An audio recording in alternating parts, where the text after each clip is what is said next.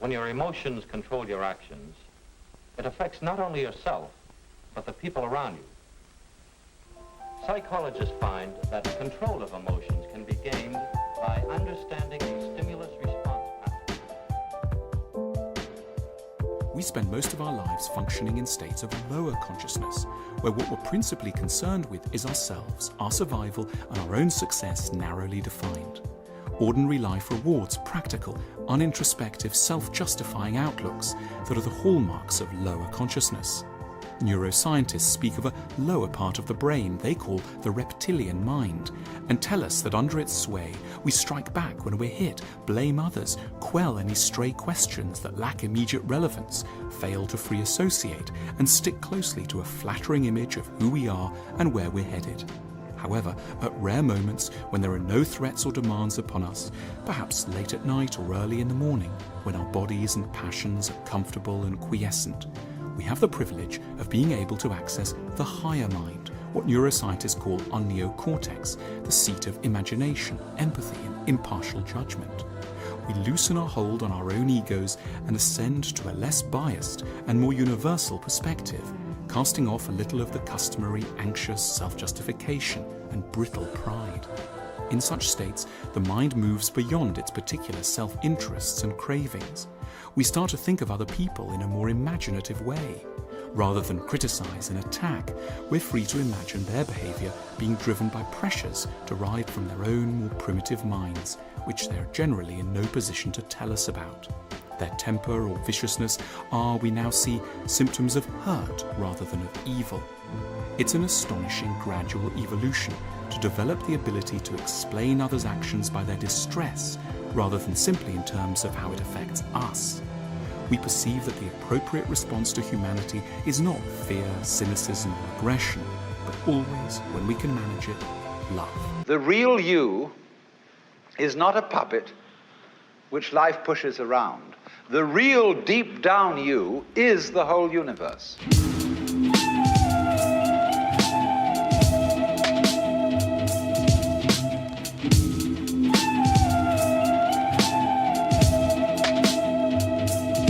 And we're back with another Christmas. Ladies and gentlemen, I hope your day has been a blessed one.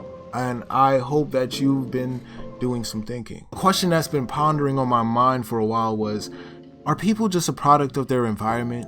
Like, I didn't come from the best of environments, but I didn't let that hold me back. I wasn't like, oh man, you know, we're poor, we're gonna forever be poor. I had the imagination to see past my environment. And I saw how everyone else was not actively imagining. Everyone else was not actively thinking. This bothers me because I look at history, like with Marcus Aurelius, he was one of the realest persons on planet Earth.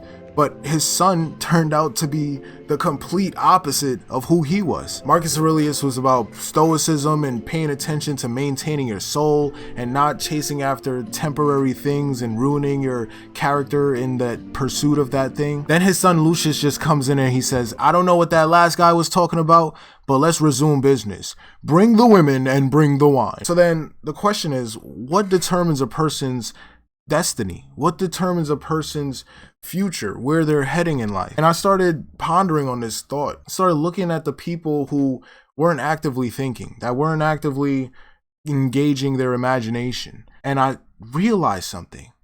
It was their personality. Their personality was what was keeping them in the state of mind that they were in. Well, there are many factors involved in a personality. A balance of emotions is important to a well-rounded personality. Your personality consists of how you think, how you act, and how you feel. A lot of people are external viewers. They don't internalize their lives. They don't observe their own lives. They always observe the lives of others, always seeing what's wrong with the world, but never seeing what's wrong with themselves. Watch your thoughts, for they become your words. Watch your words, for they become your actions. Watch your actions, for they become your habits. Watch your habits, for they can become your character. And watch your character, because it can become your destiny. There's a domino effect, or a butterfly effect, or an avalanche, or think of it like an avalanche, like a snowball rolling down a hill and it's just slowly getting bigger and bigger and bigger and bigger and bigger. That's how life is.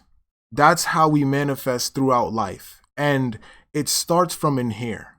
It starts from the thoughts that you possess. Carl Jung put it best that the West is stuck chasing symptoms, always chasing the after effects, the illusion. They want what everyone else wants, but they don't even know who it is that wants it. I think it's because they're too caught up in the emotion of trying to fit in.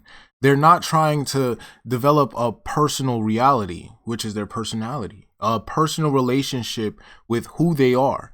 They're always outside chasing the images of this world instead of developing a process of oneself. And sooner or later, it all catches up to people who haven't been focused on the process of their life. Because eventually the gimmicks, they wear out. Eventually you get tired of the circus and you want something more substantial for your soul. But by the time the circus wears out, it'll be too late. Or, I don't think anything is too late, but I think it will be extremely difficult for you to change then. Because remember the avalanche analogy where the things that you do on a day-by-day process, the thoughts that you inhabit on a day-by-day process, it avalanches into this big boulder that's now your life. That becomes discouraging to someone who's never challenged themselves a day in their life. They're going to look at all the problems that's surmounted and they're going to be like, yeah, I'm not going to do that. And they're going to go back to what they do best, which is not thinking about it. A lot of people have emotional responses when they look at their lives, when they review their lives. They don't want to see it because they're seeing it from the eyes of other people. They're not seeing it from their own eyes. They're seeing it on how someone else would judge them. Like, oh, yeah, this is whack. Like, this person would think it's whack, or that person would think it's whack. They try to go with what the group thinks is right or popular, while simultaneously being hypocrites amongst themselves. It's like a bunch of outward lookers just looking at each other and judging each other without ever seeing inside. Before I had a clear definition of who people were in this world, these people used to confuse me all the time. Like, people would project, right?